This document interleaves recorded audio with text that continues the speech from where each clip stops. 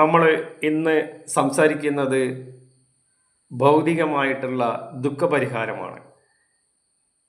ഭൗതികമായ പദാർത്ഥങ്ങളെ കൊണ്ടുണ്ടാവുന്ന ദുഃഖം എങ്ങനെ പരിഹരിക്കാം? അതായത് വീട്, നല്ല വസ്ത്രം, വാഹനം മുതലായ എല്ലാ ഭൗതിക പദാർത്ഥങ്ങളും.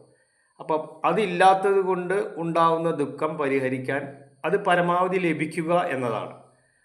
അപ്പോൾ അത് പരമാവധി ലഭിക്കുകയാണെങ്കിൽ തന്നെ ആ ദുഃഖം തൽക്കാലം അതിനൊരു പരിഹാരം മാത്രമേ ഉള്ളൂ. എന്താണ് അത് താൽക്കാലികമാകുന്നത്? ഭൗതിക പദാർത്ഥങ്ങളിൽ നിന്ന് കിട്ടുന്ന സുഖവും താൽക്കാലികമാണ്, അതുകൊണ്ടത് താൽക്കാലികമാകുന്നു. അപ്പോൾ ഇതിനെ ധാരാളം സമ്പത്തുള്ളവർക്ക് പോലും ദുഃഖം ഉണ്ട് എന്നുള്ളതൊരു സത്യമാണ്. അപ്പോൾ ഇതിനെ രണ്ട് രീതിയിൽ നമുക്ക് കാണാം. ഒന്ന്, ദാരിദ്ര്യം കൊണ്ടുള്ള ദുഃഖം.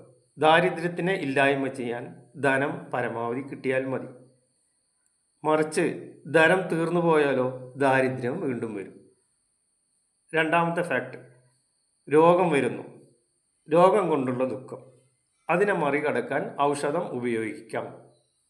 പക്ഷേ കുറച്ച് കഴിഞ്ഞാൽ രോഗം വീണ്ടും വന്നേക്കാം. അപ്പോൾ ഈ രണ്ട് പരിഹാരങ്ങളും ശാശ്വതമല്ല, സ്ഥിരമല്ല. അതുകൊണ്ട് തന്നെ ഈ രണ്ട് പരിഹാരങ്ങളെയും സാങ്ക്യർ നിഷേധിച്ചു. അപ്പോൾ പിന്നീട് എങ്ങനെയാണ് ഇതിനൊക്കെ പരിഹാരം കണ്ടെത്തുന്നത്? അത് വരും വീഡിയോകളിൽ. Thank you.